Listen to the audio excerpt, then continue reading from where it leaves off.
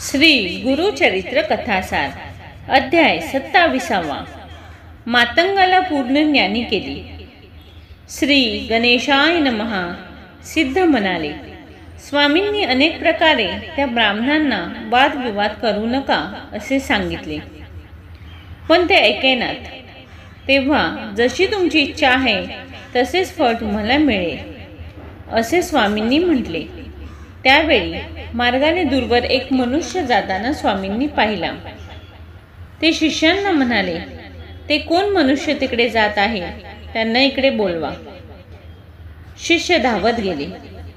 त्यांनी त्या माणसाजवळ बोलून त्यांना स्वामीजवळ आणले. त्यांना स्वामींनी विचारले, तुम्ही कोणत्या जातीचे?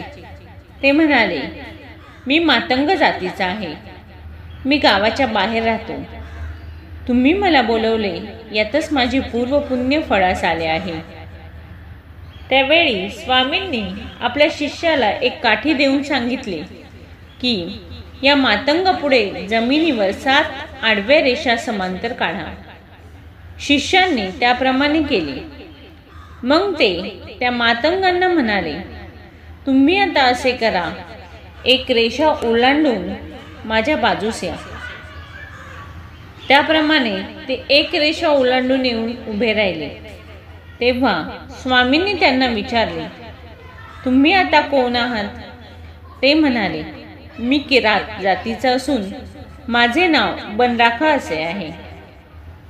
दुसरी रेषा ओलांडल्यावर त्यांना पूर्वजन्मीचे ज्ञान होऊन ते आणखीन अनेक गोष्टी बोलू लागले. तिसरी रेषा ओलांडून पुढे आले. त्यांना नाव विचारले.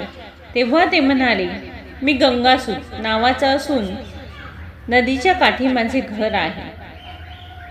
चतुर्थ रेषा ओलांडल्यावर ते म्हणाले, मी शूद्र आहे. पाचवी रेषा ओलांडल्यावर त्यांनी आपले नाव सोमदत्त आहे आणि आपण वैश्य जातीचे आहोत असे सांगू लागले. 6व्या रेषेच्या अलीकडे आले. तेव्हा मी क्षत्रिय आहे आणि माझे नाव गोविंद आहे असे म्हणाले. सर्वजण आश्चर्य करत होते. 7वी रेषाही त्यांनी ओलांडली. तेव्हा स्वामींनी त्यांना नाव आणि जात विचारली. ते म्हणाले, मी श्रेष्ठ जातीचा ब्राह्मण असून माझे नाव अध्यापक आहे. मी वेदशास्त्रांचा ज्ञाता आहे. स्वामींचा हेतू सफल झाला होता. ते त्यांना म्हणाले, हे ब्राह्मण येथे वेदशास्त्रार्थ संबंधी चर्चा करण्यासाठी आले आहेत. त्यांच्याशी तुम्ही चर्चा करा.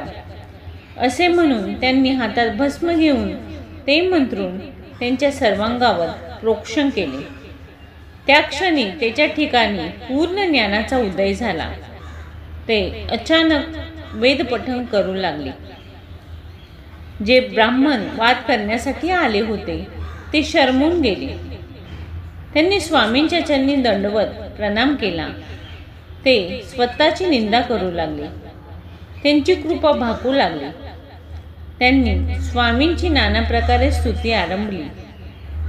स्वामी त्यांना म्हणाले, तुम्ही या त्रिविक्रम भारतींना व्यर्थ त्रास दिलात, ब्राह्मणांची निंदा केली.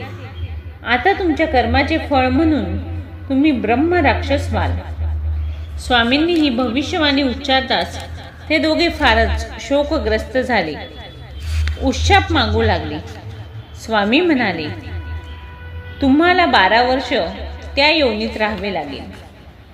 पश्चाताप झाल्यावर तुमचे मन शांत होईल. मग एक विष तुम्हाला भेटेल. तेव्हा तुम्ही शुक्ल नारायण असा शब्द उच्चाराल आणि त्याच्या पुढील शब्द तो सांगेल. तेव्हा तुमचा राक्षस योनीतून उद्धार होईल. आता तुम्ही नदी तीरी जा. स्वामींची आज्ञा ऐकून ते दोघे स्वामींच्या पुन्हा पाया पडून नदी तीरी जाण्यासाठी ग्रामाबाहेर गेले. नदी गाठण्यापूर्वीच हृदयक्रिया बंद पडून त्यांचा मृत्यू झाला आणि ते ब्रह्मराक्षस झाले.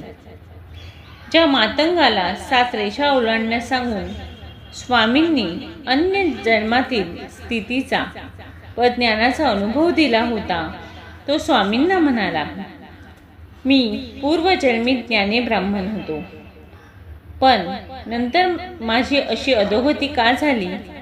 कृपा करून मला सांगाल काय? माझे हे 7 जन्म मला आठवतात आणि यावेळी मी मातंग म्हणून जन्माला आलो आहे.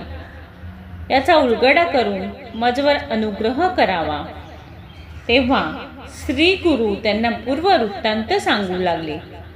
एवढी कथा सिद्ध मुनींनी नामधारकास सांगितली. 27वा अध्याय समाप्त. धन्यवाद. व्हिडिओ आवडल्यास लाईक करा, सबस्क्राईब करा.